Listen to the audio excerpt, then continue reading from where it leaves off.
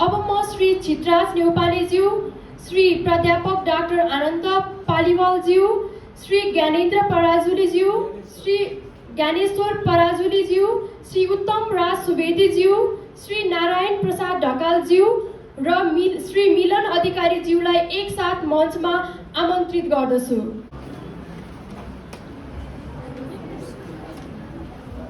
अब श्री उत्तम राज सुवेदीज्यू, उहाँ नेपाल प्रहरीका प्रहरी अतिरिक्त महानिरीक्षक हुनुहुन्छ। उहाँ मूलतः मोरङ जिल्लाबाट हुनुहुन्छ। उहाँले नेपाल प्रहरीमा प्रहरी निर्देशकबाट प्रवेश गरी विभिन्न दायित्वहरू कुशलतापूर्वक निर्वहन गर्दै हुनुहुन्छ। उहाँले निर्मला र भागीरथी भट्टको केसमा अनुसन्धान गरी महत्त्वपूर्ण भूमिका निर्वाह गर्नुभयो। साथै यहाँ आजको यस कार्यक्रममा उहाँ प्रमुख अतिथिको रूपमा आमन्त्रित हुनुहुन्छ।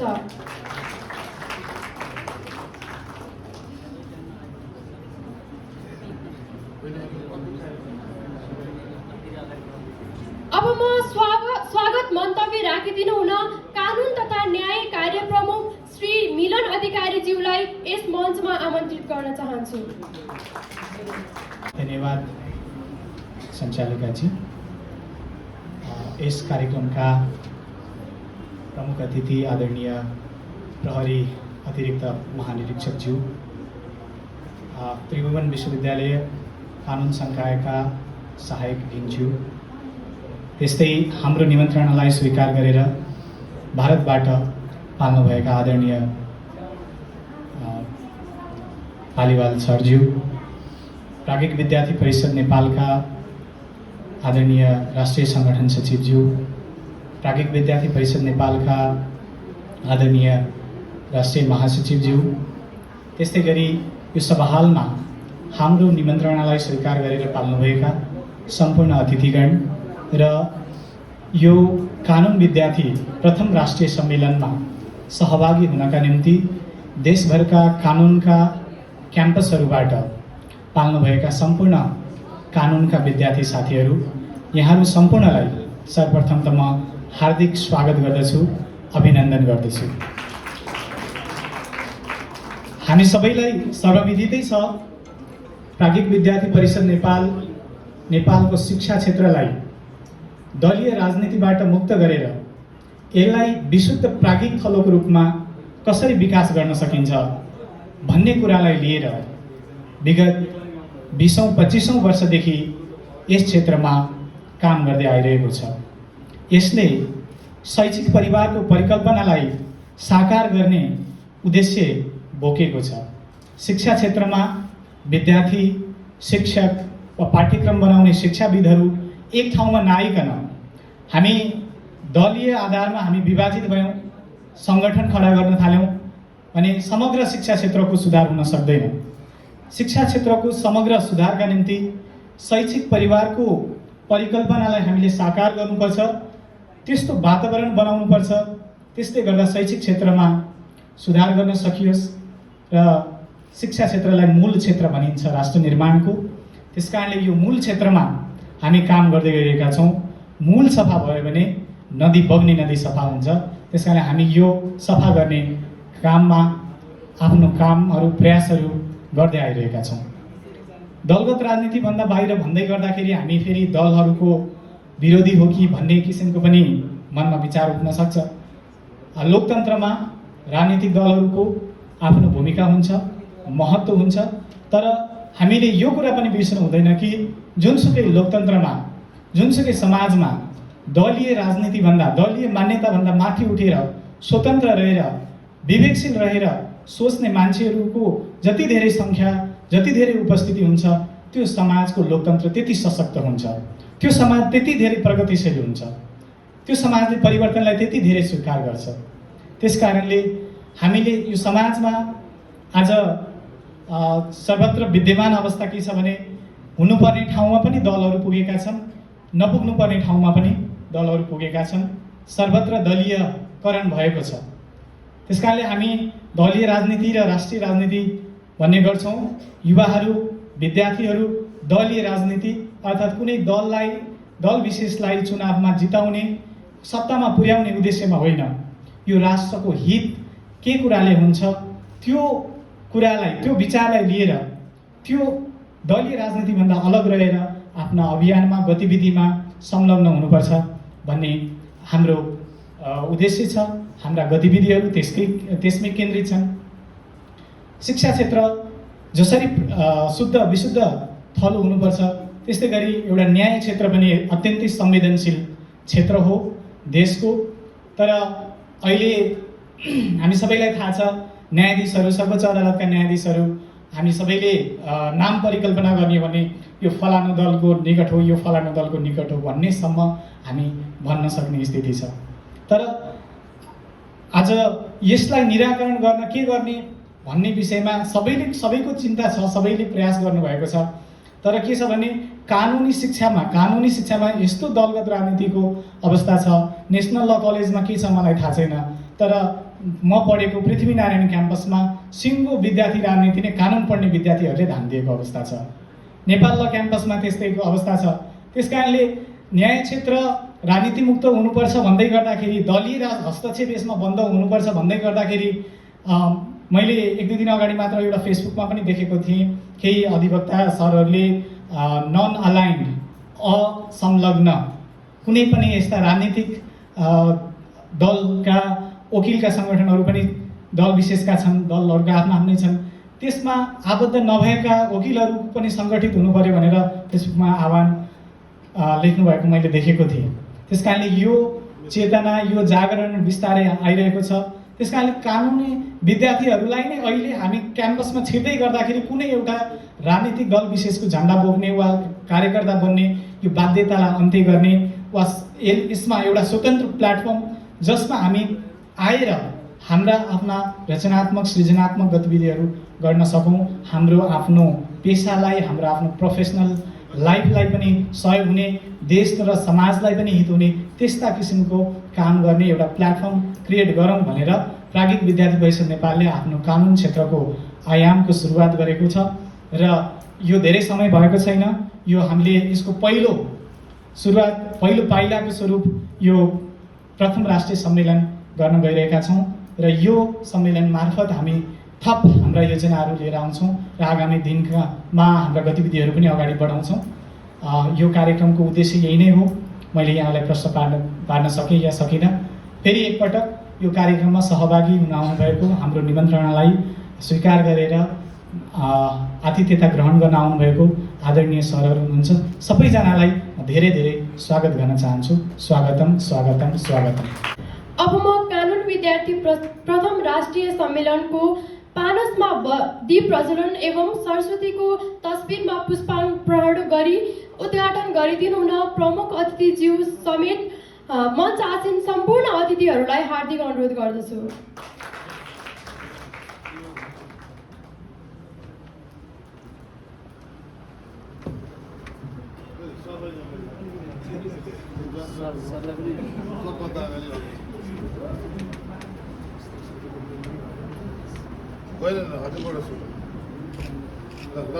हामी पूजा गर्छौँ, हजुरले त बत्ती भयो, हजुरले बत्ती भयो।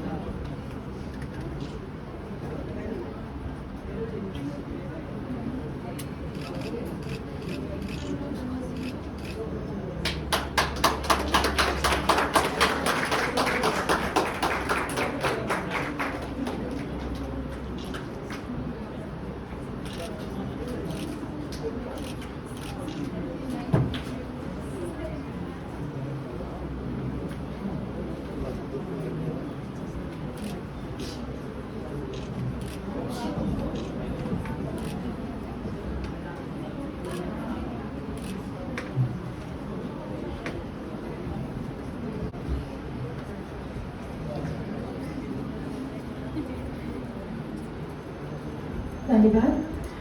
अब म सम्पूर्ण व्यक्तित्वहरूलाई राष्ट्रिय गानमा सहभागी हुनको लागि यथा स्थानमा उठिदिनु हुन हार्दिक अनुरोध गर्दछु। सायो थुङ्गा फुलका हामी एउटै माला नेपाली, सार्वभौम भई फैलिएका मेची महाकाली। सायो थुङ्गा फुलका हामी एउटै माला नेपाली, सार्वभौम भई फैलिएका मेची महाकाली। प्रकृतिका कोटि कोटि सम्पदाको आचल वीरहरू करागतले स्वतन्त्र र अटल ज्ञान भूमि शान्ति भूमि तराई पहाड हिमाल अखण्ड यो प्यारो हाम्रो मातृभूमि नेपाल बहुजाति भाषा धर्म संस्कृति छन् विशाल अग्रगामी राष्ट्र हाम्रो जय जय नेपाल। अब म शुभकामना मन्तव्य राखिदिनु हुन यस परिषदका राष्ट्रिय संगठन सचिव श्री नारायण प्रसाद ढकालज्यूलाई हार्दिक अनुरोध गर्दछु।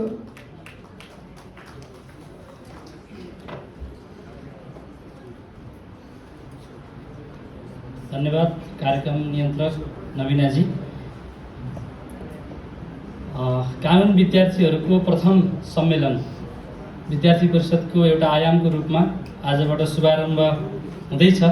यस कार्यक्रमको संयोजक हाम्रो कानुनी विद्यार्थी सङ्गठनको जुन संयोजक हुनुहुन्छ मिलनजी, त्यस्तै गरेर हामीलाई लामो समयदेखि नेपालको सुरक्षा क्षेत्रमा अत्यन्तै महत्त्वपूर्ण भूमिका खेल्नुभएका भागीरथी प्रकरण होस्, निर्मला प्रकरण होस्, त्यसमा पनि अत्यन्तै नजिकबाट अनुसन्धान गरेर त्यसलाई एउटा न्याय दिनको लागि अत्यन्तै महत्त्वपूर्ण भूमिका खेल्नुभएका र विद्यार्थी परिषदलाई पनि नजिकबाट माया गर्ने, साथ दिने आदरणीय नेपाल प्रहरीका एआइजी उत्तमराज सर,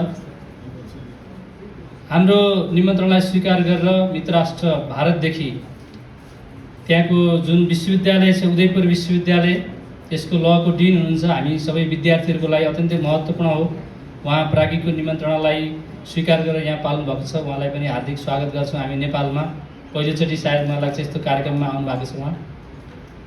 र यो कार्यक्रम कानुनको कार्यक्रम, कानुनलाई पढाउने व्यक्ति पनि चाहियो र कानुन लागू गर्दाखेरि प्रहरीको पनि भूमिका हुन्छ। त्यसले गर्दाखेरि हामीले सरहरूलाई आग्रह गरेका थियौँ। त्यसले गर्दाखेरि कानुनको सहायक दिन आउनु भएको छ ज्ञानेन्द्र सर, उहाँलाई पनि म अत्यन्तै स्वागत गर्न चाहन्छु। त्यस्तै विद्यार्थी परिषदका राष्ट्रिय महासचिव चित्राजी, राष्ट्रिय सहसङ्गठन सचिव रमेशजी, हाम्रो सेवा र विकासका लागि युवाका संयोजक बागमतीका विदुर विक्रम थापाजी, त्यस्तै गरेर यहाँ हाम्रो डाक्टर प्रेमराज नेउपानेजी, लकै क्षेत्रमा काम गर्नुभएका आदरणीय निकेशजी लगायत धेरै कार्यकर्ताहरू, प्रमुख कार्यकर्ताहरू पनि हुनुहुन्छ। सबैलाई स्वागत, अभिनन्दन। मैले लामो नबोलिकन उद्देश्यको बारेमा हाम्रो मिलनजीले केही कुरा बताउनु भयो, म त्यहाँतिर जान्न। वास्तवमा हामीले यो काम किन प्रारम्भ गऱ्यौँ भन्ने कुरा समाजमा विद्यार्थीहरूलाई, अरूलाई पनि चिन्तनको विषय हुनसक्छ। ठिक छ, राजनीतिभन्दा माथि रहेर काम गर्ने एउटा उद्देश्य त हुँदै हो। विद्यार्थी परिषदको कार्यपद्धतिभित्र आउने विषय हो। हामी 27 वर्षदेखि नेपालमा दलगत राजनीतिभन्दा माथि रहेर पनि एउटा नेपालमा शिक्षक, विद्यार्थी र शिक्षाविदहरूको स्वतन्त्र सङ्गठन हुनसक्छ भन्ने कुरा हामीले स्थापित गरिसकेका छौँ। अब त्यसलाई दोहोऱ्याइरहनु पर्दैन र कानुन क्षेत्रमा पनि त्यो कार्य प्रारम्भ भएको छ। यसले भविष्यमा आम नेपालीहरूले चाहेको त्यो न्यायाधीश, त्यो न्याय क्षेत्रमा अध्यापन गर्ने त्यो प्राध्यापक र समाजमा न्याय पढ्दाखेरि सबैजना न्यायाधीशै हुन्छन् भन्ने पनि छैन। अनेक प्रोफेसनमा पनि जान सक्छन्, तर जुन जुन प्रोफेसनमा जान्छन् त्यहाँ राम्रो काम गरून्। र हामीले लेखेका छौँ त्यो ब्यानरमा, हाम्रो विचार राष्ट्र प्रथम भनेर, नेसन फर्स्ट भन्ने विषयलाई चाहिँ आत्मसात गरेर मनमा राखेर विद्यार्थीहरूले काम गरून्, त्यो व्यक्तिले काम गरोस्, त्यो नागरिकले काम गरोस् भन्ने हाम्रो उद्देश्य हो। विद्यार्थी परिषदले विगतमा मेडिसिन क्षेत्रमा पनि हामीले काम प्रारम्भ गऱ्यौँ, निरामय भनेर। त्यस्तै गरेर हामीले इन्जिनियरिङ पढ्ने विद्यार्थीहरूको क्षेत्रमा पनि हामीले सङ्कल्प नामबाट हामीले प्रारम्भ गरेका छौँ कार्य। भोलिका दिनमा देशलाई राम्रो इन्जिनियरको आवश्यकता छ, राम्रो डक्टरको आवश्यकता छ, त्यस्तै गरेर न्याय क्षेत्रमा काम गर्ने व्यक्तिको पनि आवश्यकता छ भनेर यो कार्य प्रारम्भ भएको छ। र वास्तवमा आज हामी हरेक ठाउँमा जाँदाखेरि एउटै कुरा के सुनिन्छ त भन्दा नेपाल राम्रो छ, प्राकृतिक रूपमा अत्यन्तै राम्रो छ। नेपाल जस्तो यति राम्रो देश संसारमा कहीँ पनि छैन। विदेश युरोपतिर गएर आएका व्यक्तिहरूले भन्छन् 30-35 किलोमिटरको दूरीमा यहाँ हामीले हिमाल पाउँछौँ, पहाड पाउँछौँ, तराई पाउँछौँ। काठमाडौँमा अलिअलि गर्मी छ, यहाँबाट अलिकति माथि नगरकोट गयौँ भने ज्याकेट लगाउनु पर्ने स्थिति छ 15-20 किलोमिटरको डिस्टेन्समा। युरोप र अमेरिकामा हामी हेऱ्यौँ भने -20 डिग्रीमा बसिरहेका छौँ। प्रकृतिले हामीलाई यस्तो राम्रो बनाएको छ। मान्छे पनि राम्रा छन्, फेरि काला पनि छैनन्, धेरै गोरा पनि छैनन्, ठिक्कका छन्। मान्छे पनि राम्रा छन्। तर यो सबै कुरा नदीहरू हेऱ्यौँ भने हामी प्रशस्त नदीहरू छन्, हरियाली छ, के कुराको कमी छ यो नेपालमा? तर पनि युवाहरू बाहिर जानुपर्ने बाध्यता छ, राजनीतिक अस्थिरता छ, स्थिरता छैन र हरेक क्षेत्रमा कहीँ न कहीँ ल्याकिङ छ, केही न केही नपुगेको जस्तो छ। तर पनि हामी इङ्ल्यान्डमा अस्ति कोरोना हुँदाखेरि एकजनाले भोजन गर्न, उहाँलाई डायबिटिज भएको रहेछ, उहाँ ब्रिटिस आइल्यान्डमा काम गरेको, काठमाडौँमा पनि घर रहेछ, ब्रिटिसमा पनि उहाँ इङ्ल्यान्डमा पनि घर रहेछ, ब्याङ्क ब्यालेन्स पनि करोडौँ रुपियाँ रहेछ। तर उहाँले कोरोना लागेको बेलामा उहाँले क्याडबरी चकलेट खान बाध्य हुनु पर्यो, डायबिटिज भएको व्यक्तिले। सायद मलाई लाग्छ नेपालमा त्यस्तो परिस्थिति आएन, किन भन्दाखेरि यहाँको अर्कै किसिमको विशेषता छ। यहाँ नेपाल वास्तवमै हामीले प्राचीन कालमा हामीले यसलाई देवभूमि भनेर पनि हामीले यसलाई परिभाषित गरेको हामीले पाउँछौँ। यहाँ कालीगण्डकी बग्छिन्, नदी त धेरै देशमा बग्छन्, तर नेपालमा कालीगण्डकी बग्छिन्। कालीगण्डकीले के गर्छिन् त भन्दाखेरि शालिग्राम निर्माण गर्छन्। शालिग्राम निर्माण गर्ने दुनियाँको एउटै मात्र नदी हो तपाईँको कालीगण्डकी। त्यसले सामान्य ढुङ्गालाई के बनाइदिन्छ त? केही न केही गुण विशेषता बोकेको ढुङ्गा भगवानको रूपमा मान्छेले मान्छन्, घरमा राख्छन्, मन्दिरमा राख्छन्, त्यसका अनेक आकृतिहरू हुन्छन्। त्यसै गर्दाखेरि अब सगरमाथा त छँदैछ, त्यसको कुरै गर्न परेन। त्यसले गर्दाखेरि केही कुराको कमी छ भने हामीले कतै न कतै व्यक्तिको जुन क्यारेक्टर बिल्डिङको कुरा हो, अथवा चाहिँ हामीले जुन प्रकारको व्यक्तिको अपेक्षा गरेको छौँ त्यो व्यक्तिको चाहिँ कमी छ। असल व्यक्तिको, चरित्रवान व्यक्तिको, नैतिकवान व्यक्तिको र राष्ट्रलाई केन्द्रबिन्दुमा राखेर काम गर्ने व्यक्तिको चाहिँ कतै न कतै कमी छ भन्ने कुरालाई आत्मसात गरेर विद्यार्थी परिषदले लामो समयदेखि काम गर्दैछ। आज मलाई लाग्छ हामीले स्कुलिङ गरेका प्रत्येक वर्ष हामी 10,000 विद्यार्थीहरूलाई स्कुलिङ गर्छौँ नेपालमा। मलाई लाग्छ त्रिभुवन विश्वविद्यालयले पनि सायद त्यति सर्टिफिकेट प्रत्येक वर्ष मास्टर डिग्रीमा दिँदैन होला, अलि कम दिन्छ होला। तर विद्यार्थी परिषदले 77 जिल्लामा आज निरन्तर व्यक्ति निर्माणको काम गर्दैछ। भन्छन् हामीले तपाईँहरू किन काम गर्दै हुनुहुन्छ स्वतन्त्र रूपमा भनेर भन्छन्। अनि तपाईँहरूले यसको उद्देश्य के हो भन्छन्। अनि भोलिका दिनमा गएर तपाईँहरूले राजनीति गर्नुहुन्छ होला, अब त ठुलो सङ्गठन भयो पनि भन्छन्। के सबैले राजनीति गर्नु जरुरी छ? जरुरत छैन नि। के ठुलो सङ्गठन हुँदाखेरि त्यो सबैले राजनीति नै गर्नुपर्छ? आवश्यक छैन। डेमोक्रेसीमा सबैभन्दा पावरफुल भनेको सोसाइटी र नागरिक हो।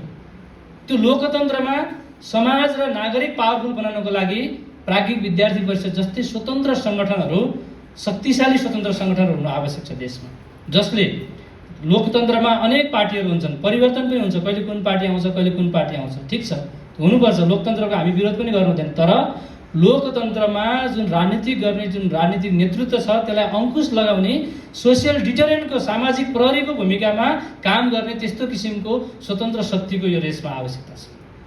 आज न्यायालय कोसँग डराउने? डराउनुपर्छ नि त। न्यायालय पनि गलत निर्णय गर्नको लागि। प्रहरी कोसँग डराउने? कसैसँग डराउनुपर्छ नि त। राजनीतिक नेता कोसँग डराउने? कसैसँग डराउनुपर्छ। कोसँग भन्दा समाजसँग, यो राष्ट्र शक्तिसँग। यो जुन देशको जुन स्टुडेन्ट पावर छ त्यो भनेको चाहिँ नेसन्स पावर हो, राष्ट्र शक्ति हो। तर आज हामी 100 जना विद्यार्थीहरू बाटोमा हिँड्यौँ भने मान्छेले के गर्छन्? तिनीहरूले तोडफोड गर्ला, सर्टर ताना भन्छन्। के त्यो शक्ति हो त विद्यार्थी? प्राज्ञिक विद्यार्थी परिषदको जब र्याली भएको थियो 1000 जनाको पोखरामा, त्यहाँका मान्छेहरूले पुष्पवृष्टि गरेका थिए। किन गरेका थिए भन्दा हामीले त्यहाँ नारा लगाएका थियौँ, जिन्दाबाद मुर्दाबाद गरेका थिएनौँ, हामीले नेपाल आमाको जय भनेका थियौँ। हामीले राष्ट्र शक्ति भनेको छात्र शक्ति हो, विद्यार्थी शक्ति हो भनेका थियौँ। त्यो कुरा मन पऱ्यो नि त समाजलाई। उहाँले पुष्पवृष्टि गर्नुभएको थियो 1000 को र्याली हुँदाखेरि पनि। तर यहाँ विद्यार्थीहरूको 200 जनाको 100 जनाको र्याली गयो भने विद्यार्थीले तोडफोड गर्छन्। के तोडफोड गर्ने शक्ति हो स्टुडेन्ट भनेको? होइन नि त। कन्स्ट्रक्टिभ पावर, रचनात्मक शक्ति हो यो भनेको। त्यस्तै गर्दाखेरि त्यो कुराको स्कुलिङ आज विश्वविद्यालय र कलेजहरूमा जुन प्रकारले हुनुपर्ने त्यो भएको छैन र सम्भव पनि छैन। सबै कुरा विश्वविद्यालयले कलेजले गर्छ भन्ने पनि होइन। प्राचीन कालमा हामीले हेऱ्यौँ भने समाजमा आज तपाईँको कुनै सानो बच्चा चुरोट खाँदै हिँडेको छ भने हाम्रो गाउँमा जब म सानो थिएँ अथवा चाहिँ केही गलत काम हामीले गरेको देख्यौँ भने त्यो समाजको कुनै पनि सिनियर व्यक्तिले चाहिँ बाबु तिमी यहाँ आऊ, तिमी कसको छोरा हो, तिमीले यो काम गलत गर्दैछ, यो काम नगर भनेर एक झापट लगाएर उसलाई करेक्सन गर्ने त्यो अधिकार समाजसँग थियो। किन त भन्दा त्यो तपाईँहरू आज यो मञ्चको अगाडि बसेको जुन युवा हुनुहुन्छ उहाँहरू सामान्य बसेको आमा बुवाको छोराछोरी मात्रै होइन। प्राज्ञिक विद्यार्थी परिषदले के भन्छ भन्दा तपाईँहरू भनेको नेपाल आमाको छोराछोरी। यो नेपाल आमाको छोराछोरीलाई चाहिँ सही डाइरेक्सन दिने, सही स्कुलिङ गर्ने, उनीहरूको समग्र विकासको लागि काम गर्नको लागि कतै न कतै सकारात्मक प्रयास हुनु आवश्यक छ। र त्यो प्रयास गर्ने उद्देश्यले आज हामीले यस क्षेत्रमा कामको प्रारम्भ गरेका छौँ र प्रारम्भमा हामीलाई शुभकामना दिन, आशीर्वाद दिनको लागि न्याय क्षेत्रमा र न्यायलाई कार्यान्वयन गर्नको लागि सुरक्षा निकायको अत्यन्तै महत्त्वपूर्ण भूमिका हुन्छ। सरहरू आउनु भएको छ, उहाँहरूलाई म अत्यन्तै हृदयको गहिराइबाट धन्यवाद दिन चाहन्छु। र कानुनमा अब सरले धेरै कुरा भन्नुहुन्छ, म धेरै कुरा भन्दिनँ। कानुनको उद्देश्य भनेको समाजलाई सुव्यवस्थित गराउने हो। मैले बुझेको कुरा, समाजमा कसैले पनि मैले गलत काम गरेँ भने भोलिका दिनमा कानुनले मलाई हेर्छ, कानुनले मलाई दण्ड दिन्छ, त्यसले गर्दाखेरि मैले गलत कुरा गर्नु हुँदैन भन्ने त्यसको उद्देश्य हो। समग्रमा त्यही हो। सुव्यवस्थित तरिकाले कुनै पनि राष्ट्र सञ्चालन गर्नको लागि त्यसको आवश्यकता पर्ने गर्दछ। हुन त राम राज्यको पनि कल्पना गरिन्छ, जहाँ कुनै पनि तपाईँको कानुन नहुँदै पनि मान्छे स्वाभाविक रूपमा अनुशासित भएर पनि समाजलाई व्यवस्थित गर्न सक्छन्, राष्ट्रलाई व्यवस्थित गर्न सक्छन्। त्यस्ता आदर्शहरू पनि थिए यही नेपाली माटोमा, यही क्षेत्रमा, यो भारतवर्षमा। त्यसले गर्दाखेरि हामीले यदि राम्रो व्यक्ति निर्माण गर्दै गयौँ भने हाम्रो कल्पना त राम राज्यकै हो। अन्तिममा गएर कसैलाई मुद्दा हाल्न नपरोस्।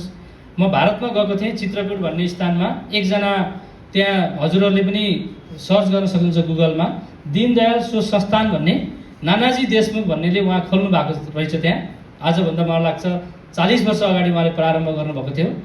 उहाँ पोलिटिसियन हुन्थ्यो पहिला, त्यसपछि पोलिटिक्सबाट राजीनामा दिएर आएर उहाँले वास्तवमा मैले कस्तो खालको समाज निर्माण गर्न चाहन्छु, नेताले भाषण गर्दाखेरि भन्छन् नि यस्तो समाज निर्माण गर्न चाहन्छ भनेर, अनि उहाँले चाहिँ त्यो भाषण गरेर हुँदैन, काम गर्नुपर्छ भनेर उहाँले आएर चाहिँ चित्रकूटमा आएर उहाँले एउटा ठुलो समाजलाई हातमा गोद लिनुभयो र उहाँले त्यो समाजलाई बिस्तारै बिस्तारै बिस्तारै एजुकेट गर्दै त्यो समाजको माटोलाई चिनेर, त्यहाँका व्यक्तिहरूलाई चिनेर, अनि उहाँले शिल्पी दम्पति भनेर 5 वटा घरलाई एकजना श्रीमान श्रीमतीको व्यवस्था त्यहाँ दिएर उहाँहरूलाई सिकाउने, उहाँहरूले उत्पादन गरेका कुराहरूलाई किनिदिने, त्यसपछि उहाँहरूलाई के हुन्छ त्यो माटोमा त्यहाँ स्वावलम्बी बनाउन पनि सिकाउने, कसैले कसैलाई मुद्दा पनि हाल्न नपरोस्, त्यस्तो किसिमको जुन राम राज्य, जुन रामले जुन 14 वर्ष वनवास बसेको ठाउँ चित्रकूट धेरै समय बसेको त्यो ठाउँ उहाँले रोजेर अहिले सामाजिक कार्यको लागि आज दुनियाँबाट रिसर्च गर्न विद्यार्थीहरू त्यहाँ जान्छन्।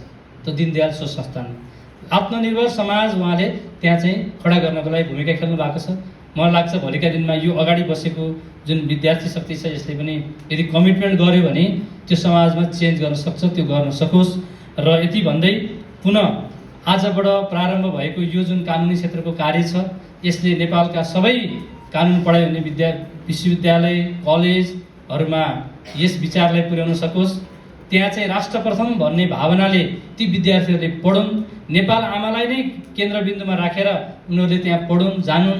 मैले पढ्दैछु भने मैले एउटा जागिर गर्नको लागि होइन, मैले आफ्नो चाहिँ एउटा जीवन निर्वाहको लागि होइन पढ्ने, समाजको लागि जागिर। एउटा सामान्य तपाईँको चाहिँ मजदुरी गर्ने मान्छेले पनि आफ्नो बालबच्चा केटाकेटी त पालेकै हुन्छ।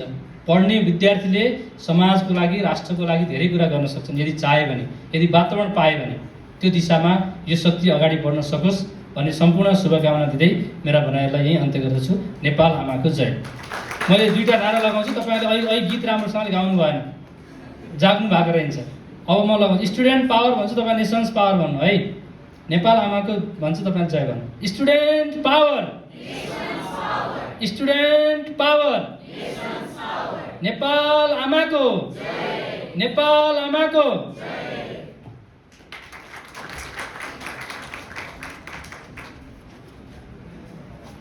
धन्यवाद श्री नारायण प्रसाद ढकालज्यू आफ्नो महत्त्वपूर्ण विचार राखिदिनु भएकोमा। अब मन्तव्यकै क्रममा शुभकामना मन्तव्य दिनुहुनको लागि श्री ज्ञानेश्वर पराजुलीज्यूलाई यस मञ्चमा आमन्त्रित गर्न चाहन्छु।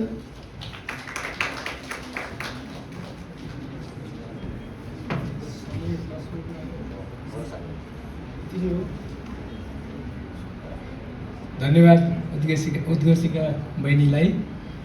र सर्वप्रथम त यो प्राज्ञिक विद्यार्थी परिषद नेपाल कानुन विद्यार्थी प्रथम राष्ट्रिय सम्मेलनमा उपस्थित हुनुभएका र ड्यान्समा विराजमान हुनुभएका प्रमुख अतिथि, मुख्य अतिथि, विशेष अतिथि र यो सङ्गठनका केन्द्रीय पदाधिकारीहरू विभिन्न तह र तबकामा रहनुभएका, यो सङ्गठनको भावनासँग जोडिनुभएका सबैजनालाई म एकदमै हृदयदेखि नै सर्वप्रथम एकदम नमन गर्न चाहन्छु र धन्यवाद ज्ञापन गर्न चाहन्छु। र म यो संस्था यति महत्त्वपूर्ण मोटो अथवा यसको लक्ष्य र उद्देश्य बोकेको मैले सम्बोधन यथोचित भने मैले व्यक्तितर्फ गइनँ, किन समय छुटो भएको हुनाले अलिकति समय थोरै बढी लिएँ भने पनि माफ गर्नु होला, किन मैले धेरै कुराहरू सेयरिङ गर्न मन लागिरहेको छ अहिले है।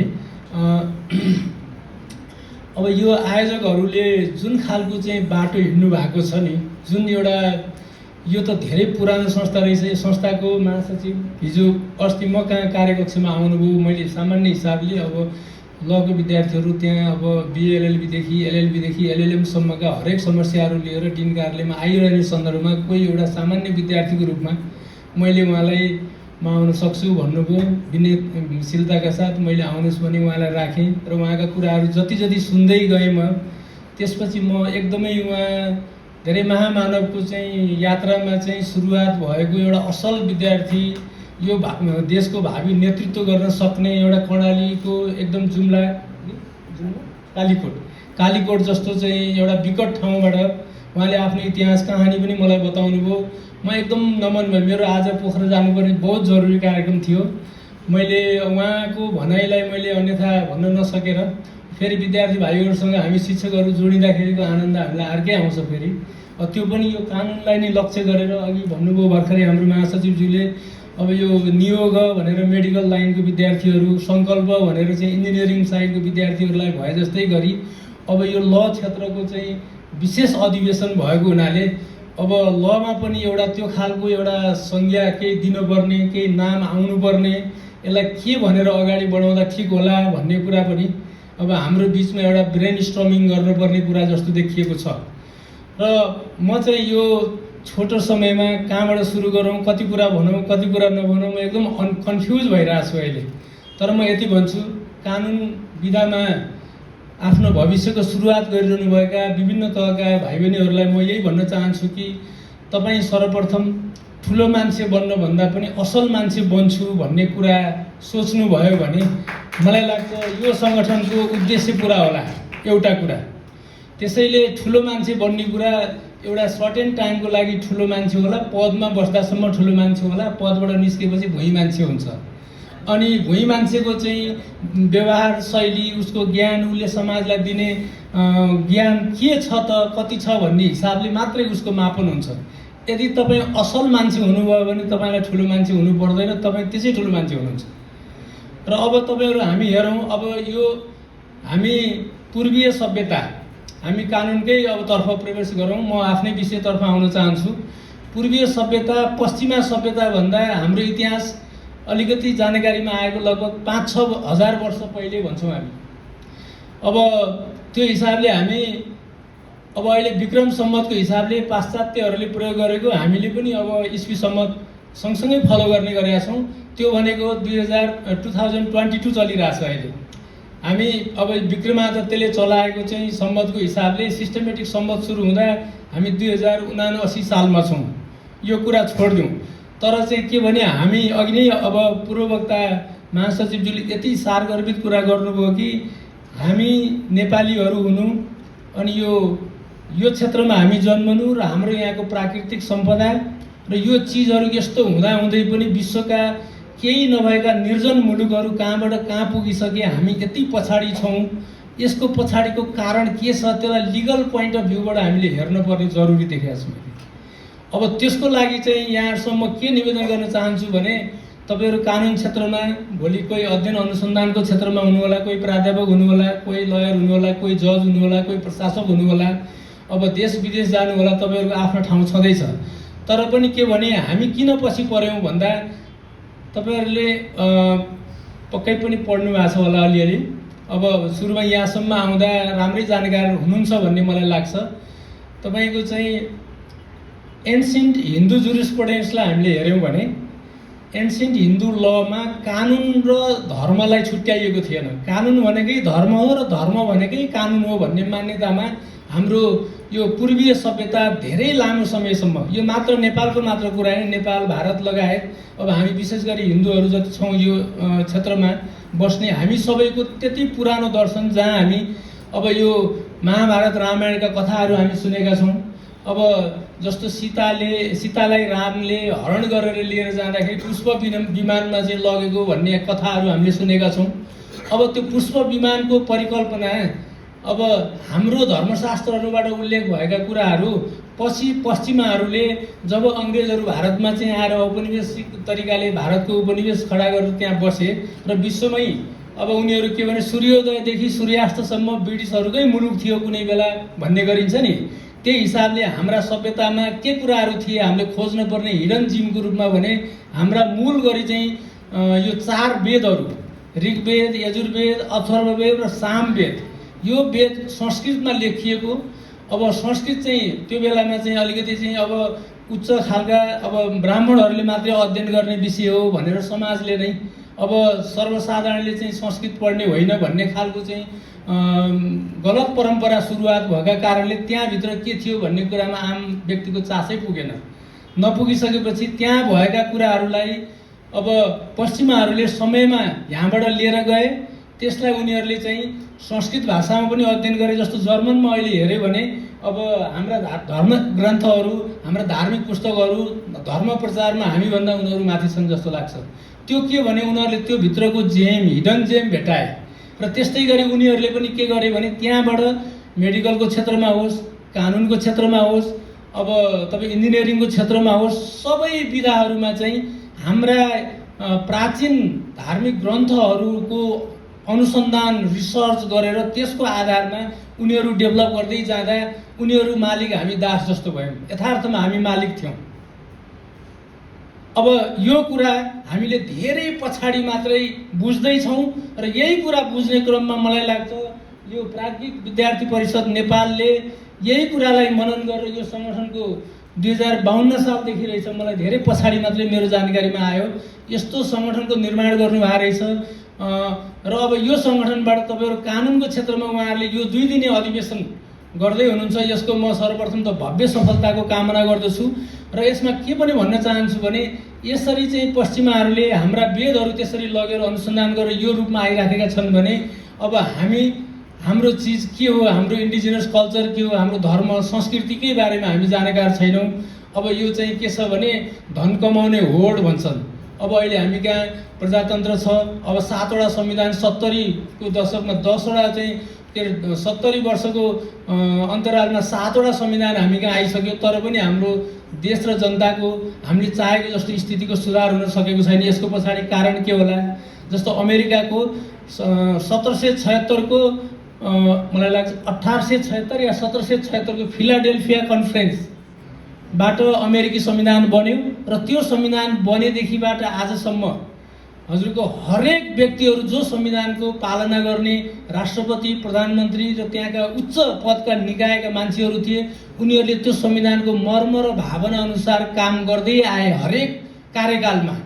अब विगतका चाहिँ अब तपाईँ हामीले इतिहासै हेऱ्यौँ भने त्यति बेला अमेरिकाका पूर्व राष्ट्रपतिहरूको योगदान हेऱ्यो भने कसरी उनीहरूले त्यो समाजलाई रूपान्तरण गरेर अहिले विश्वको सबभन्दा पावरफुल मुलुक भन्यो भने हामी अमेरिकाकै नाम लिन्छौँ नि। त्यसको पछाडिको कारण के भने त्यसको संविधान बनिसकेपछि त्यो संविधानको मर्म र भावना अनुसार संविधानको पालना गरे, नेताहरूले गरे, पार्टीहरूले गरे, जनताहरूले गरे, त्यसको परिणाममा आज समृद्ध मुलुक बन्यो। अब त्यसलाई हामीसँग तुलना गरेर हेरौँ, अब हाम्रो नेताहरूले, पार्टीहरूले र हामीले चाहिँ त्यो हाम्रो बनेको संविधानलाई पालना सही ढङ्गले, जस्तो नेपालको सन्दर्भमा हेर्दा नेपालको वैधानिक कानुन 2004 सालमा चाहिँ पहिलो संविधान, लिखित संविधान बनेको थियो नि, हामीलाई थाहा छ नि होइन। 4 सालमा बन्यो, 7 सालमा बन्यो, त्यसपछि गएर चाहिँ 15 सालमा बन्यो, 19 सालमा बन्यो, 47 सालमा बन्यो, 62-63 को अन्तरिम बन्यो, त्यसपछि आएर अहिले 72 सालमा संविधान बन्दाखेरि पनि हाम्रो स्थितिमा सुधारै केही छैन। यसको पछाडिको कारण के होला? यो त खोजबिन गर्नुपर्ने, अध्ययन गर्नुपर्ने विषय पक्कै छ नि यो भित्र।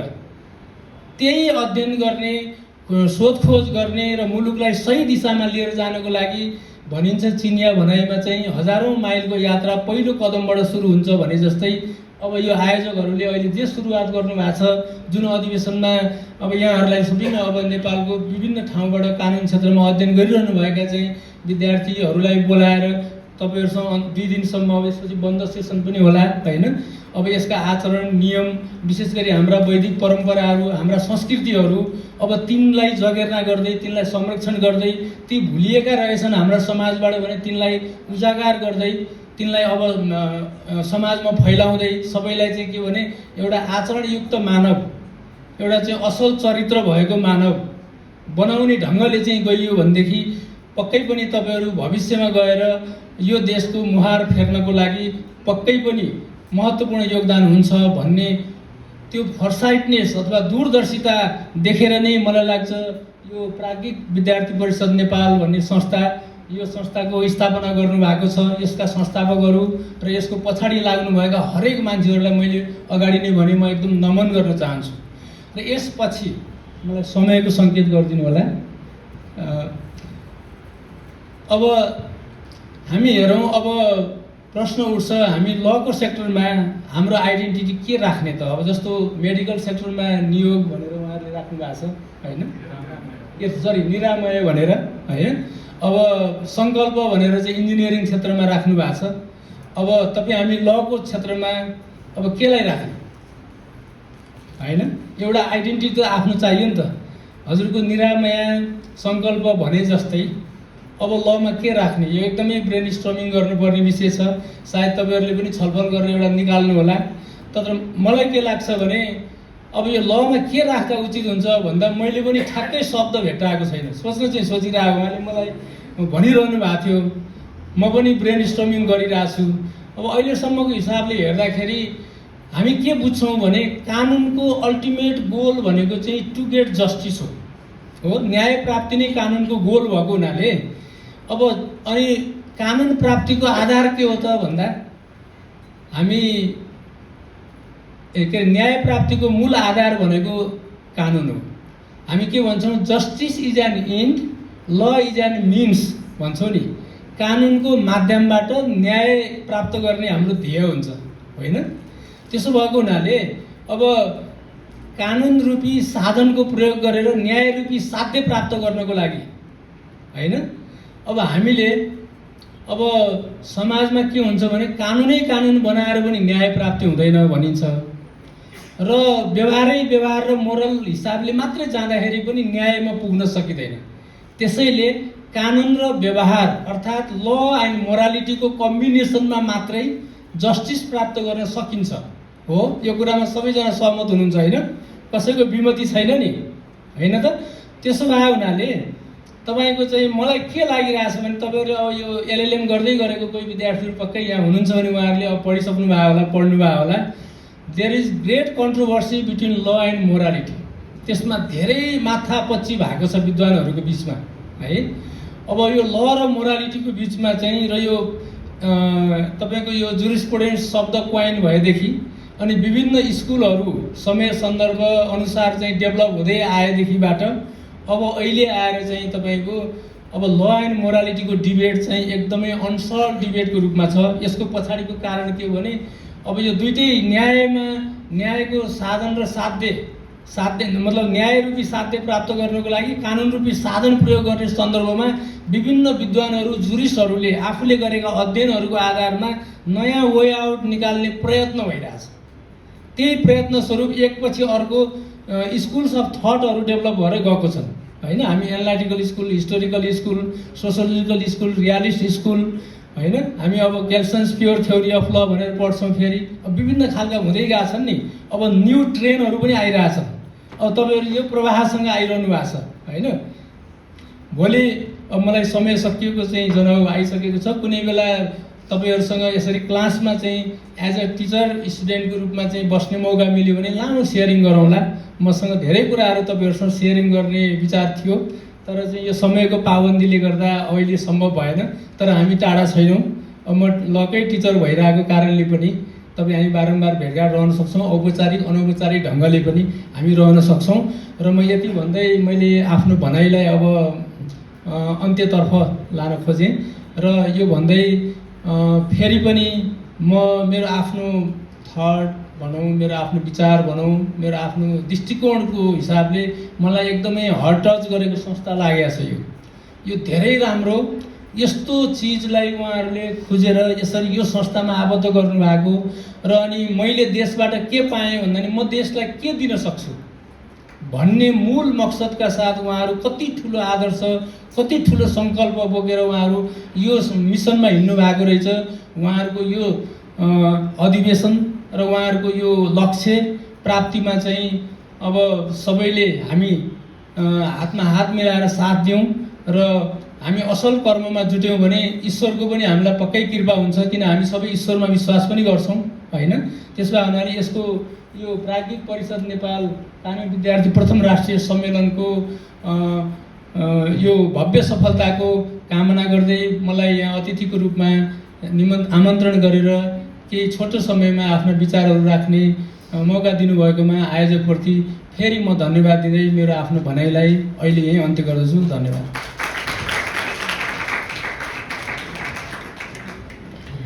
और फिर भी कॉलेजेस चल रहे हैं, क्लासेस ली जा रही हैं, तो एक सैनिक जो है वो काफ़ी ज़्यादा आक्रोश में गुस्से में आके वो अपने ऑक्सफोर्ड यूनिवर्सिटी का ये और मतलब मैं जो आपको बताया ना सही का वास्तविक किस्सा है, वो एक क्लास में चला जाता है और प्रोफेसर और स्टूडेंट्स पे गोली तान देता है कि सेकेंड वर्ल्ड वॉर चल रहा है, हम लोग युद्ध लड़ रहे हैं और आप अभी भी क्लास ले रहे हो, अपने स्टूडेंट्स के साथ इंटरेक्ट कर रहे हो, ऐसे समय में आप क्लास कैसे ले सकते हो।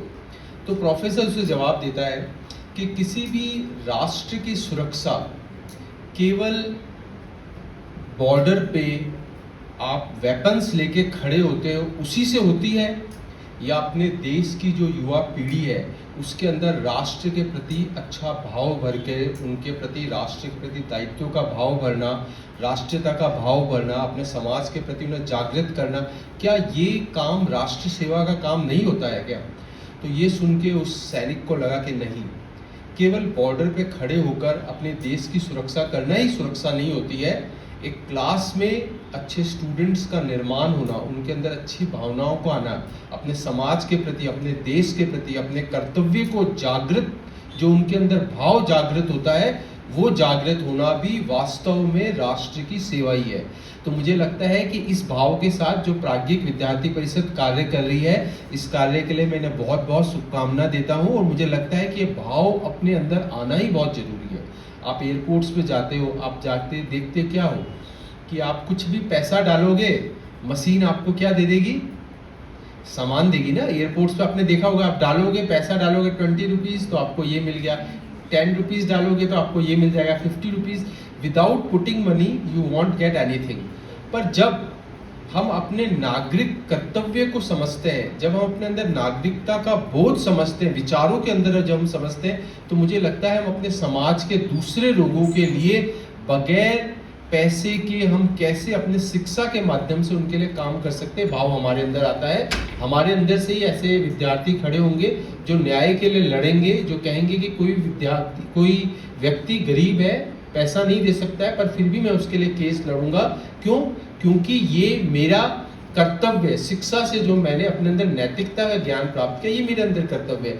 डॉक्टर है, कोई फीस नहीं दे पा रहा है, पर फिर भी मैं उसके लिए खड़ा हूँगा, क्योंकि उसकी सेवा करूँगा, उसका इलाज करूँगा, क्योंकि मेरे अंदर एक नैतिकता का, एक नागरिकता का मेरे अंदर बोध है।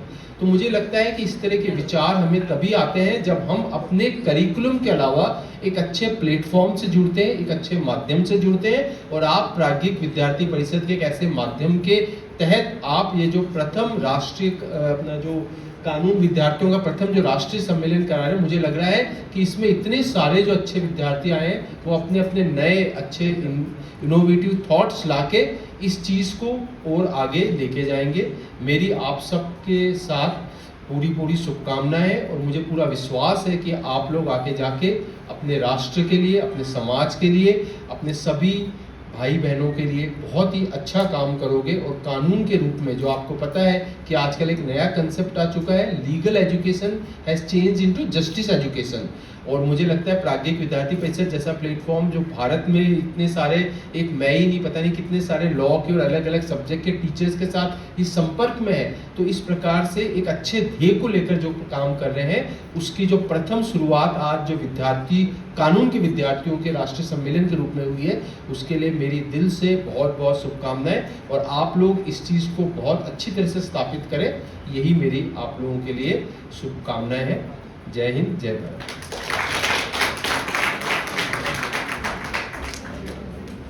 धन्यवाद श्री आनन्द पालिवालज्यू। यसै गरी मन्तव्यकै क्रममा आजको यस कार्यक्रमको प्रमुख अतिथि श्री उत्तम राज सुवेदीज्यूलाई आफ्नो मन्तव्य राखिदिनु हुन हार्दिक अनुरोध गर्दछु।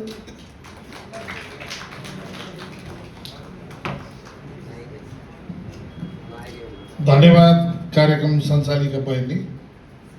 मैले पहिले पनि भनेको थिएँ सरहरूलाई मलाई प्रमुख अतिथि कहिले पनि नराख्नु भनेर। म प्रमुख अतिथि हुने खालको यो कार्यक्रम होइन। यस्तो विद्वानहरू बस्नु भएको छ ड्यासमा, उहाँहरूको अगाडि म प्रमुख अतिथि भन्दा मलाई लाज लाग्छ र अब पछि चाहिँ मलाई प्रमुख अतिथि भनेर बोलाइयो भने म यो कार्यक्रममा आउनेवाला छैन। नम्बर 2 मा म सबैसँग माफी माग्न चाहन्छु। म अलिकति कार्यक्रममा तोकिएको समयभन्दा ढिला आएँ। कारण के पर्यो भने हाम्रो पूर्व प्रहरी सङ्गठन भन्ने छ। पूर्व प्रहरी सङ्गठन भनेको हाम्रो अग्रजहरू, उहाँहरूले हामी केही साथीहरू भर्खर प्रमोसन भएको शुभकामना दिन भनेर चाहिँ बोलाउनु भएको थियो। त्यो कार्यक्रममा गइएन भने उहाँहरूले के सोच्नु होला, भोलि पनि आफू त त्यहीँ जानु छ। त्यसले गर्दाखेरि म त्यो कार्यक्रम छोड्न सकिनँ, तर आफ्नो भूमिका सकिसकेपछि बिचैमा छोडेर सरी भनेर म यस्तो कार्यक्रममा छु भनेर आएँ। अब अर्को तेस्रो चाहिँ मैले भन्नुपर्ने, म अहिले प्रहरी नै छु। अहिले म नयाँ भूमिकामा विगत 5 दिनदेखि छु। अबको करिब 1 वर्ष चाहिँ म युनिफर्म लाउने पुलिस हुन्न, यस्तै सादा पोसाकमा मसँग काम गर्ने र मेरो टिम सबै सादा पोसाकमा हुन्छ। यो पनि म जानकारी गराउन, सबैलाई म जानकारी गराउन चाहेँ। अब हामी यो चाहिँ CIB भन्ने, अलिकति म central bureau of investigation, central investigation bureau भन्छ CIB, त्यसमा म कार्यरत हुने हुनाले यसको चाहिँ विशेष किसिमका अपराधहरू जुन लोकल पुलिसले सक्दैन अथवा चाहिँ अन्तर्राष्ट्रिय गिरोहहरू, राष्ट्रिय चाहिँ सङ्गठित अपराधी गिरोहहरूले गर्ने अपराधहरूको चाहिँ हामी अनुसन्धानमा सक्रिय हुने युनिट भएको हुनाले, त्यसको सदस्यको रूपमा काम गर्ने हुनाले म केही समय प्रहरीको भूमिकामा हुन्न। अब यति भन्दै गर्दा पनि फेरि म यस्तो कार्यक्रमहरू चाहिँ नबोलाए पनि कतिपय ठाउँमा जानकारी पाउँदा पनि जाने गरेको छु, विशेष गरेर युवाहरू भएको कार्यक्रममा। किन भन्नु होला, सबैले भन्ने गर्छन्, सबै फोरममा, पढाइमा, अब यस्ता फोरममा पनि पोलिटिकल पार्टीले पनि भन्छन्, स्टुडेन्टको कार्यक्रममा पनि भनिन्छ, एकाडेमिक कोर्समा पनि पढाइन्छ, आजका युवा भोलिका कर्णधार, देशका निर्माता, भविष्य निर्माता। यो कुरालाई गलत भन्न त सकिँदैन, तर हाम्रा युवाहरू चाहिँ कतातिर छन् त, यसको अलिकति म यहाँहरूलाई सजग गराउने, सचेत गराउने केही आङ्कडाहरू प्रस्तुत गर्न चाहन्छु। अहिले हामीले जेल भिजिट गर्न गयौँ भने 42% त्यहाँ थुनुवाहरू चाहिँ 16 देखि 25 वर्ष उमेरका फेला पर्छ। ल हेर्नुहोस्, 16 देखि 25 वर्षका युवाहरू जेलमा जाने अवस्था भएपछि लगभग स्कुल छोड्दा नछोड्दै क्राइममा गइसक्दो रहेछ। रेप केसको भिक्टिमको कुरा गर्नुहुन्छ भने 63% देखि 68% चाहिँ प्रदेश वाइज हेर्दाखेरि एभरेजमा लगभग 68% चाहिँ 16 वर्षभन्दा मुनिका बालिकाहरू छन्। ज्यान केस जस्तो जघन्य केसमा इन्भल्भ हुने अपराधी, सोकल अपराधी, हामी अपराधी त भन्दैनौँ, उसको बाल विज्ञाइ भन्छौँ हाम्रो कानुनी भाषामा, तर 16 वर्षभन्दा मुनिकाको ठुलो सङ्ख्या छ भनेपछि एकातिर हामी भविष्यका कर्णधार भन्छौँ, कर्णधारहरूको अवस्था त्यो छ। ड्रग युजको आज बिहान एउटा मेरो कार्यक्रम थियो, यो नेपालबाट अहिले 32 जना नयाँ राजदूतज्यूहरू चाहिँ विदेशको विभिन्न देशमा खटेर जानुभएको रहेछ। परराष्ट्र मन्त्रालयले अनुरोध गर्यो नेपालमा चाहिँ यो ड्रग्सहरू र यो ह्युमन ट्राफिकिङका धेरै प्रब्लमहरू छन्, त्यसमा राजदूतहरूको त्यहाँ भूमिका के हुन्छ, क्लास लिइदिनु पर्यो भनेर भन्नुभएको थियो। त्यसमा हामीले हेर्दाखेरि जेलमा चाहिँ अब उहाँहरूलाई हामीले डाटा प्रेजेन्टेसन गरेका थियौँ। त्यसमा चाहिँ जेलमा हेऱ्यो भने सबभन्दा बढी थुनुवाहरू चाहिँ कि ड्रग्सको कि रेप केसको छ भनेपछि अधिकांश युवाहरू ड्रग्सको पनि कारोबारी, सेवनकर्ता होइन, कारोबारमा चाहिँ संलग्न भएको अवस्था देखिन्छ भने यसलाई हामी ठुलो हेर्ने कि के गर्ने? अर्को डाटा, आजभन्दा 10-15 वर्ष पहिलेसम्म अपराध जब हुन्थ्यो 85% भन्दा बढी अपराधी चाहिँ नचिनेको मान्छे हुन्थ्यो। जो पीडित हो उसले नचिनेको हुन्थ्यो। आजको डेटा हामीले हेऱ्यौँ भने मोर देन 85% चाहिँ चिनेको मान्छे, त्यो पनि घर परिवार, नाता गोता, छिमेकी, सहकर्मी, सहपाठी, शिक्षक। भनेपछि त हिजोसम्म अपराधी खोज्नु पर्यो भने त्यो गाउँ होइन अर्को गाउँ, अर्को सहरमा जानु पर्थ्यो। अहिले हामीले अपराधी खोज्दाखेरि पीडितको घरदेखि सुरु गर्नुपर्छ खोज्नलाई। कस्तो समाज बन्यो? जबकि उहाँ हाम्रो सर आउनुभएको छ, पहिले हामी बिहारको समाजलाई भन्थ्यौँ हाम्रो भन्दा पनि अझ अपराध बढी छ भनेर। बिहारको समाजमा पनि 65 to 70% त नचिनेको मान्छेले अपराध गरेको छ। भनेपछि हामीले हिजो दोष लगाएको बिहारको समाज अपराध धेरै छ भनेको समाजभन्दा पनि हामी अलि तलतिर गइरहेका छौँ। फेरि अपराध हेऱ्यो भने हिजोको जस्तो तपाईँहरूले सङ्गठित किसिमका ज्यान मार्नेहरू, अब भनौँ न डनिजमहरू, त्यस्तो तपाईँले देख्नुहुन्न। सुपारी दिएर मान्छे मार्यो अरे भन्ने घटना सुन्नुहुन्न। भूमिका शस्त्र समूहको कुराहरू सुन्नुहुन्न। खालि सुन्नुहुन्छ के बुवाले छोरोलाई मार्यो अरे, छोरोले बुवालाई, श्रीमानले श्रीमती मार्यो अरे, श्रीमतीले श्रीमानलाई, छिमेकीले छिमेकीलाई मार्यो अरे। यस्ता अपराधहरू चाहिँ समाजमा देखियो। अपराधको कारण पनि चेन्ज भयो। मैले केही समय अगाडि एउटा टेलिभिजन इन्टरभ्यूमा AP1 मा इन्टरभ्यू थियो। मैले अहिले अपराध कस्ता भएका छन्, कस्ता खालका छन्, ट्रेन्ड के छ भनेर मलाई सोध्नु भएको थियो त्यहाँको एङ्करले। अनि मैले टोटल्ली यही कुरा निवेदन गर्ने क्रममा अपराधको प्रकृति र प्रवृत्ति दुइटै चेन्ज भएको छ भनेर मैले सुसाइडको, त्यो मात्रै अरूको पनि भने, मैले सुसाइडको एउटा उदाहरण दिएको थिएँ। अहिले बिना कारण पनि युवतीहरूले सुसाइड गर्न थालेका छन् भनेर मैले एउटा भनेको थिएँ। त्यसलाई चाहिँ हाम्रो नेपाल के अरे एउटा छ नि प्लेटफर्म, उसको के अरे 2015 के प्लेटफर्म छ युट्युब, रुटिन अफ नेपाल बन्द। रुटिन अफ नेपाल बन्दको त्यो भाइले चाहिँ मलाई फोन गरेर सर हजुरको त्यो एउटा सानो क्लिप राखेको थिएँ, 2 दिनमा त मैले 15 लाख कमाएँ भनेर भनेपछि भ्युज र कमेन्ट कति पुगेछ अब त्यसबाट हेर्नुहोस्। त्यसमा मैले के भनेको थिएँ भने एउटा आफूले भएको, म त्यो बेला काठमाडौँ प्रहरी प्रमुख थिएँ। एउटा नानीले चाहिँ बौद्धमा 20 वर्षको नानीले सुसाइड गर्ने प्रयास गरिन्। धन्न त्यो घरको उहाँ भाडामा बस्नुहुन्थ्यो, घर बेटी बुढी मान्छे हुनुहुन्थ्यो।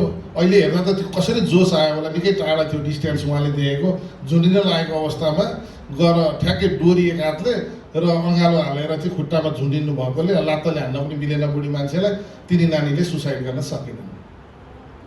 सुसाइड गर्न नसकेपछि अब हल्लाखल्ला भयो, सबैले सम्झाए म त मर्छु कि मर्छु। बौद्ध पुलिसमा गयो, सम्झाए, मानेन। अनि म कहाँ ल्याएँ। उनको हिस्ट्री के रहेछ भने 20 वर्षको दिल्लीबाट चाहिँ +2 गरेको, उहाँको बुवा मम्मी चाहिँ दिल्ली बस्ने भएकोले। अनि उनकै इन्ट्रेस्ट अनुसार चाहिँ मुम्बईबाट 1 इयर चाहिँ मोडलिङ कोर्स पनि गरेको। त्यसपछि काठमाडौँमा आएर एउटा राम्रो कलेजमा ब्याचलर्स पढ्दै पार्ट टाइम चाहिँ उनले चाहिँ मोडलिङको कोर्स गर्ने र पढ्ने पनि गरिराखेको।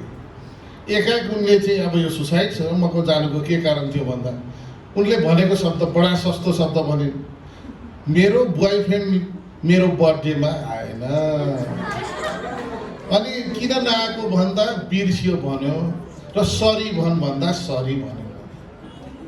यो कारणले चाहिँ मैले सुसाइड गरेको भनेर भन्यो। अब हेरौँ त एउटा बिना कारण। तर अब हामीले यहीँनिर तपाईँहरूलाई मैले आज बुझाउन खोजेको यही कुरामा म तपाईँहरूलाई छु, त्यो चाहिँ उनले तत्कालीन कारण मात्रै हो कि उनले सुसाइड एटेम्प्ट गरे। उनी डिप्रेसनमा गइसकेकी थिइन्।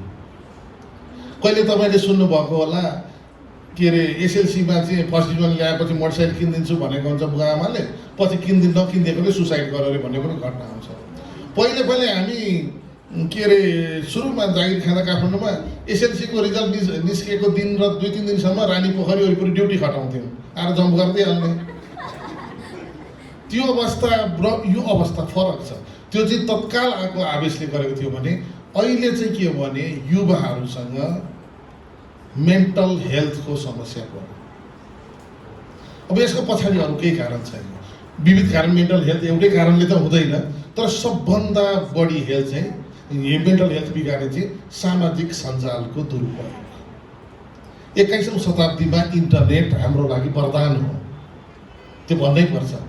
तर इन्टरनेट त्यो बेलासम्म वरदान हुँदो रहेछ जबसम्म हामीले यसको सदुपयोग गर्छौँ।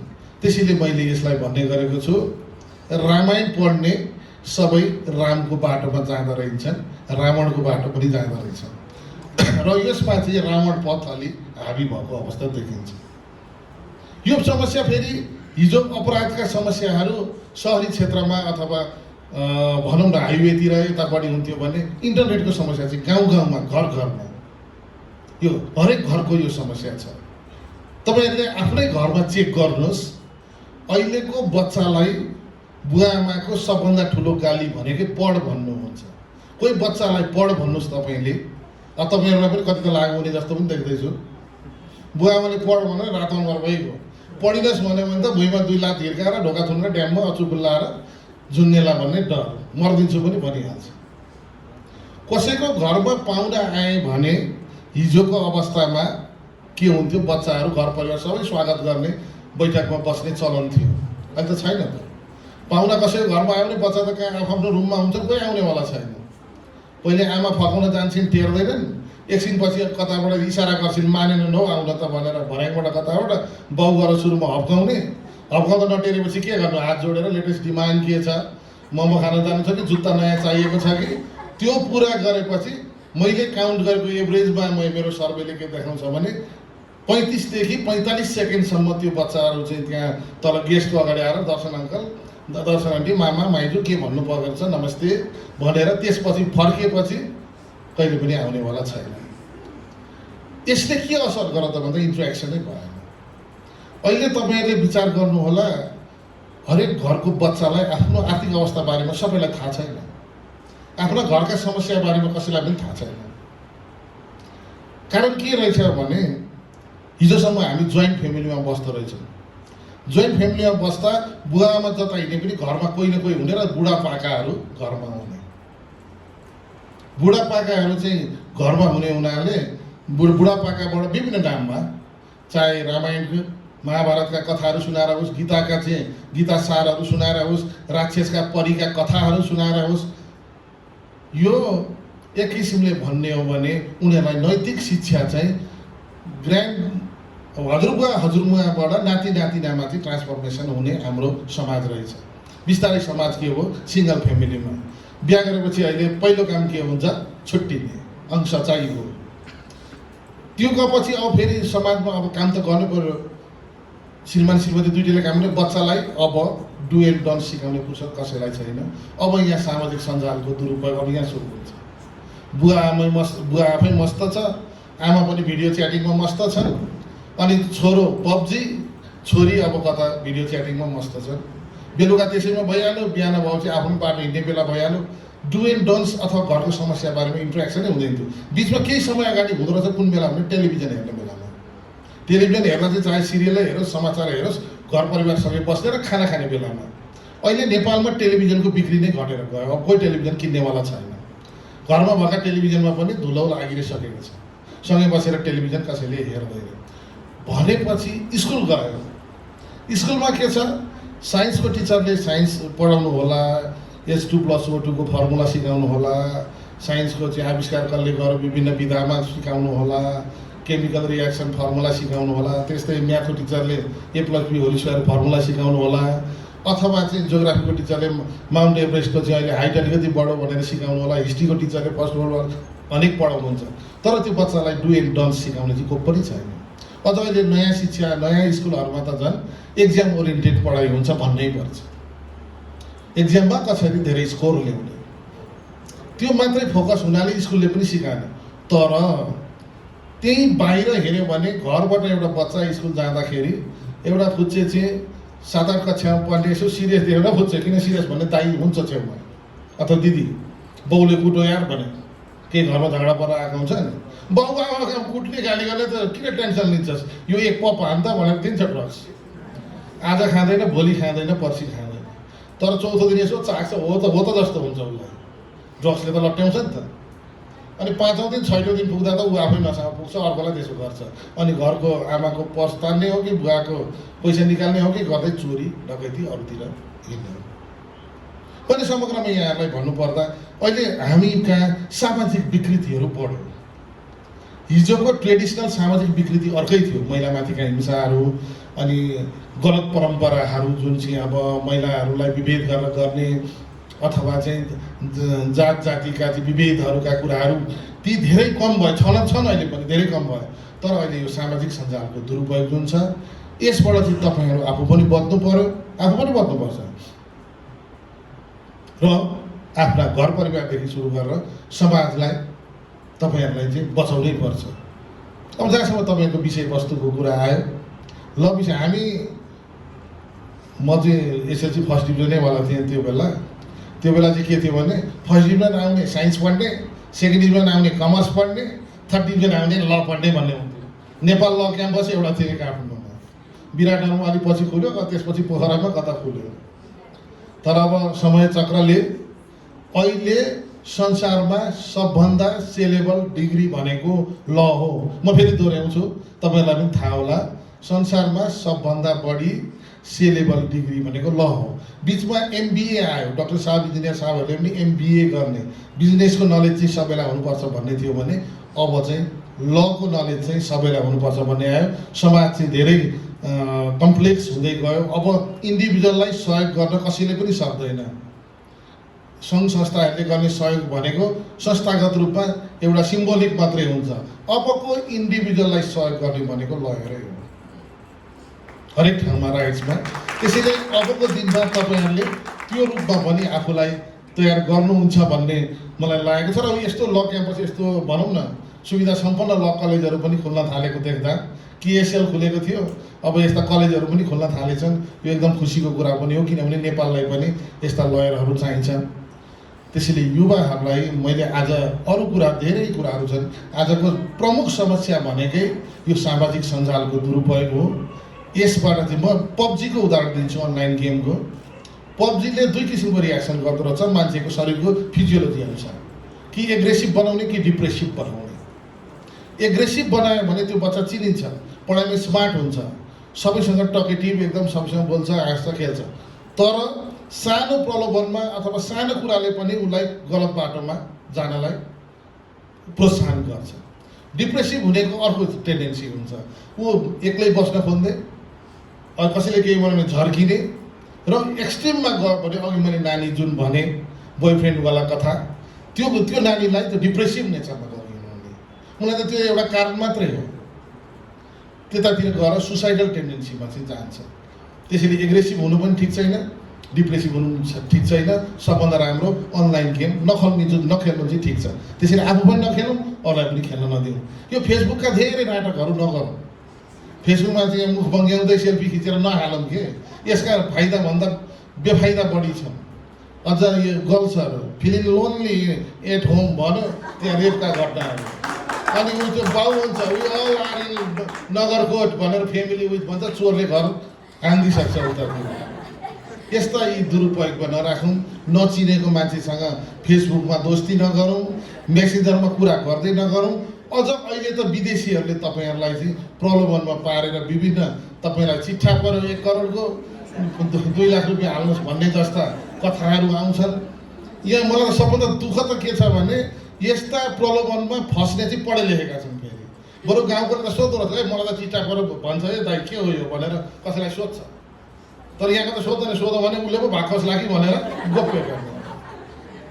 त्यो किसिमको नगरौँ। र अरूलाई पनि यो म्यासेज हेर्दा सिम्पल कुरा छ, तर अब अस्ति एकजना मैले त झन्डै थप्पड हानेको, मेरो नातिदार पनि थप्पड हान्न मिल्ने नै, उपसचिव लेभलको मान्छे रे मलाई त दाइ ठगिदियो 5 लाखसम्म त तिरे अब के गरौँ भनेर आयो के भने चिट्ठा पर्यो भनेर अब यस्तो किसिमको चाहिँ हेर्न केही छैन तर यसले समाजलाई गलत बाटोमा ठगिने अब विभिन्न अब के हुन्छ मान्छे त्यसरी ठगिँदै लालची हुँदै गएपछि ऋणमा डुबेपछि उसले गलत बाटो अपनाउँदै जान्छ त्यसैले युवाहरूले नै हो समाज तपाईँहरू नै वास्तवमा रियलमा म अन्त्यमा भन्छु तपाईँहरूले नै हो भोलि चाहिँ ड्राइभ गर्ने यो समाजलाई हामी बिस्तारै फेज आउट हुँदै जान्छौँ तपाईँहरू फेज अन हुँदै जानुहुन्छ यो नै गर्ने हो यसमा तपाईँहरूलाई सफलता मिलोस् र यो जुन प्याकेजमा चाहिँ आयोजकले कार्यक्रम गराउनु भएको छ म चाहिँ अलि एट्याच भएकोले एकदमै राम्रो छ र तपाईँहरूको यो सम्मेलनले पनि अझ राम्रा कुराहरू ल्याओस् तपाईँहरूमा नयाँ जोस जाँगर ल्याओस् भन्ने म कामना गर्छु र मलाई यहाँ बोलाएर बोल्ने मौका समेत दिनुभएकोमा आयोजकलाई धन्यवाद दिँदै म बिदा हुन्छु धन्यवाद जय नेपाल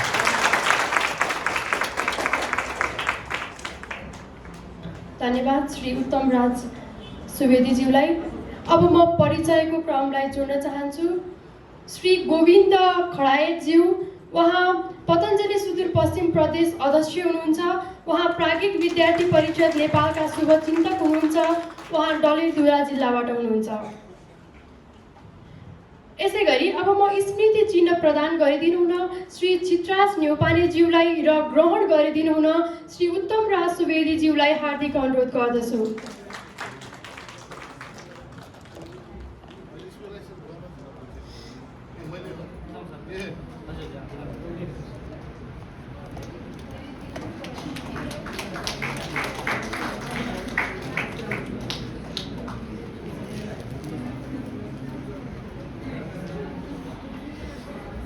स्मृति चिन्ह प्रदान गर्ने क्रममा स्मृति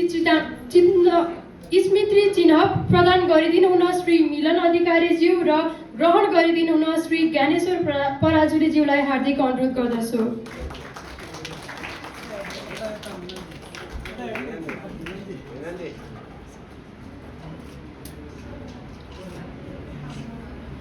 यसै गरी स्मृति चिन्ह ग्रहण गरिदिनु हुन श्री आनन्द पालीवालज्यूलाई हार्दिक अनुरोध गर्दछु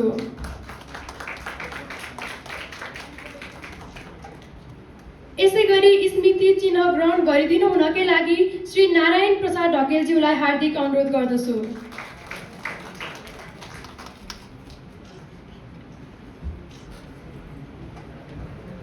कृपया सूचनामा ध्यान दिनुहोला अब यस सत्र यही समापन भएको छ प्रतिनिधिहरू जलपान कार्यक्रमको लागि क्यान्टिनमा जानुहोस् र आगामी सत्रको लागि टाइममा उपस्थित हुनुहोला